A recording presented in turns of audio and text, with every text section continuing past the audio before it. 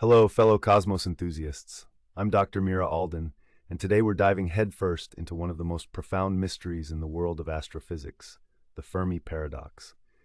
Named after its originator, physicist Enrico Fermi, this paradox grapples with a question that has teased human curiosity for centuries. Where, amidst the expanse of the cosmos, are the aliens? It's grappled with by astrobiologists and astrophysicists across the globe, a puzzle that, despite our continued advancements in science and technology, has yet to be solved. Interestingly, it's not just our fascination with the possibility of little green men that makes this question intriguing. At its heart, the Fermi paradox cuts directly to one of the central mysteries of astrobiology, the scientific study of life in the universe. You see, by even the most conservative estimates, our universe is filled to the brim with stars, around 2 trillion galaxies, each housing billions, even trillions of stars. Many of those stars are strikingly similar to our own sun and are likely to have orbiting planets within their habitable zones where life as we know it could theoretically exist. So if these estimates hold true and the basic building blocks for life are abundant in our universe, then it seems rather extraordinary that we haven't yet answered one simple question: where is everybody? Why, in all our years of scanning the stars, listening for signals, sending out rovers and probes, haven't we found any evidence, any at all, of extraterrestrial life? Understanding the Fermi paradox not only enlightens our search for extraterrestrial life, but also deepens our understanding of our own existence in this mind-bogglingly vast universe. As we probe further into this conundrum, we tread the line between known science and the speculative, between the world we understand and the cosmos that waits, still, in many respects, enigmatic and untouched. The journey begins here, with that staggering question: in a universe full of potential life, where exactly does it exist? Let's begin by considering the vastness of the cosmos. Current estimates suggest there are around 2 trillion galaxies in the observable universe, each containing hundreds of billions of stars on average. It's awe-inducing numbers like these that make the silence from the cosmos perplexing. Now think about how likely it is for planets to orbit these stars, like Earth circles the Sun. The Kepler Space Telescope has taught us that virtually every star might harbor at least one planet. Recent studies suggest that our galaxy, the Milky Way, could contain as many as 40 billion Earth-sized planets in the habitable zones of their stars. These astronomical numbers present us with a paradox. If there are this many chances for life to have evolved, why have we yet to detect any signs? While it's tempting to visualize the universe as a cosmic ocean teeming with life, we also need to remember the vast scales involved. Just in our own galaxy, stars are often light years apart from each other. Even using our quickest spacecraft, it would take tens of thousands of years to reach even the nearest of them. The search for extraterrestrial life is not a quick scan across the horizon, but rather a painstaking journey through a cosmic wilderness, both distant and vast in scope. With these incredible scales of space and time, we're starting to comprehend why, despite the universe's teeming potential for life, our search has yet to bear fruit.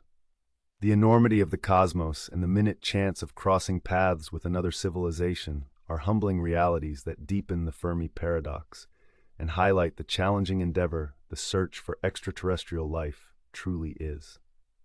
But this vast density of stars and potential planets also triggers intriguing questions, which we will delve into in the next chapter. After considering the vast scope of the cosmos and the staggering number of potential celestial nurseries for life, it's time to probe the origins of the Fermi paradox itself. Our cosmic conundrum has its roots in the musings of the distinguished physicist Enrico Fermi, hence its eponymous designation, the Fermi paradox.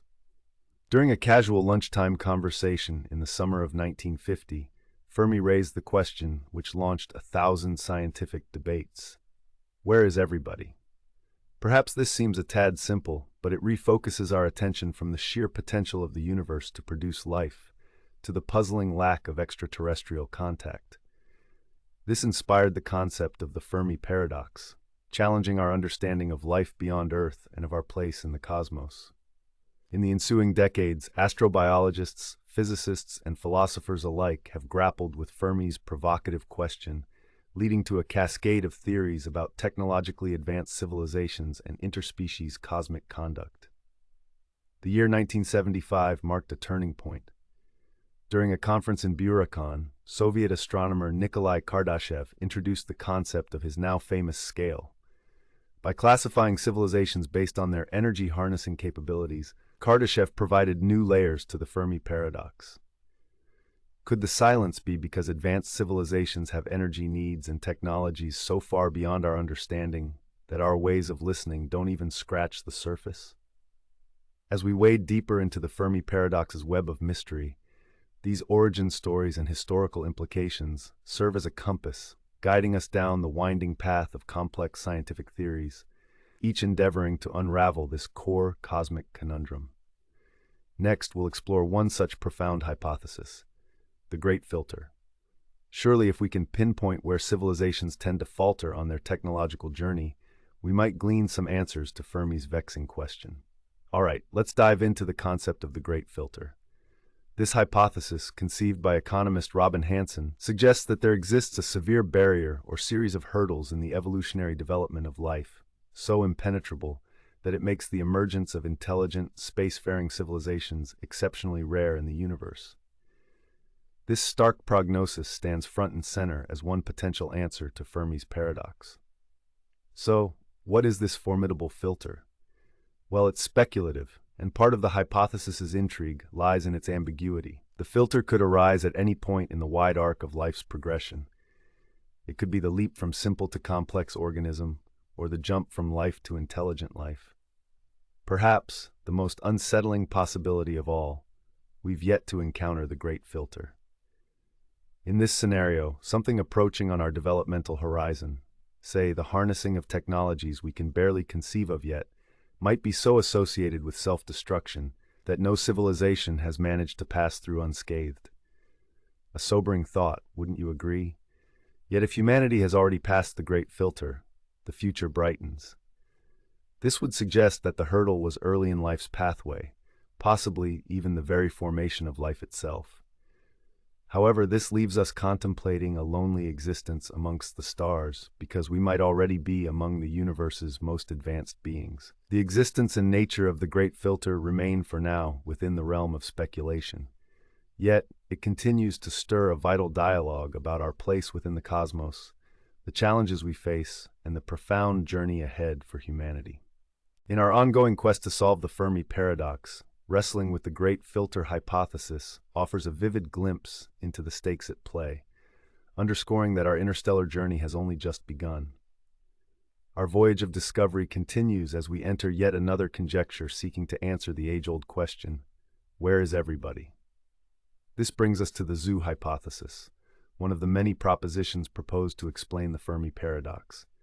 The hypothesis, first suggested by the MIT radio astronomer John A. Ball in 1973, suggests that intelligent extraterrestrial life could be abundant, yet avoid making their presence known to humanity. The idea is based on a strikingly familiar principle, that of non-interference, akin to restrictions on observers approaching isolated tribes here on Earth. Picture the galaxy as an immense cosmic wildlife reserve, where advanced civilizations consciously steer clear from less developed ones like ours, allowing us to evolve and shape our destiny unimpeded. The implications of this hypothesis are intriguing for multiple reasons. On one hand, it paints a somewhat comforting picture of advanced civilizations respecting a precise galactic code of ethics to let us chart our own course. On the other hand, it underscores our isolation, leaving us as passive subjects rather than actual participants in the cosmos' broader narrative. After all, viewing from a distance is different than immersing oneself in the wondrous and enlightening interactions a cosmic conversation might yield. Like other conjectures surrounding the Fermi paradox, the zoo hypothesis isn't without its criticisms. It raises more questions than answers. For instance, why would every advanced civilization agree to this principle of non-interference? Could we really live in a galaxy where myriad civilizations, all at different development stages and with different values, collectively adhere to an unspoken rule to let others, including us, evolve naturally? Despite its limitations, the zoo hypothesis provides yet another perspective on the Fermi paradox's enigmatic silence. It prompts us to ponder our place in the cosmos and consider what it truly means for humanity if we are indeed part of an unseen galactic audience, watching us without a sound.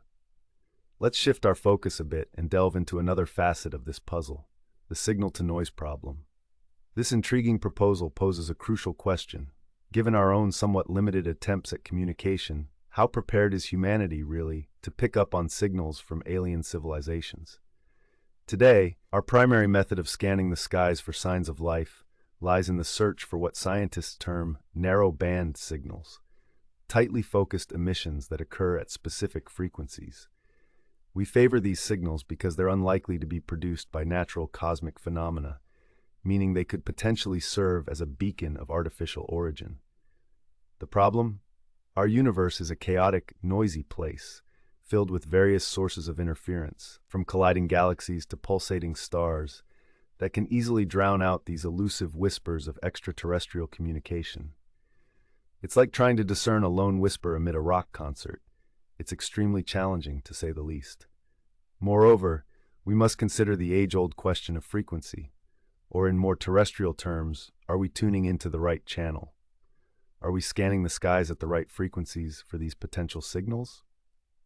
We operate within a very narrow range of the electromagnetic spectrum, because it's where our own communication technology operates most efficiently.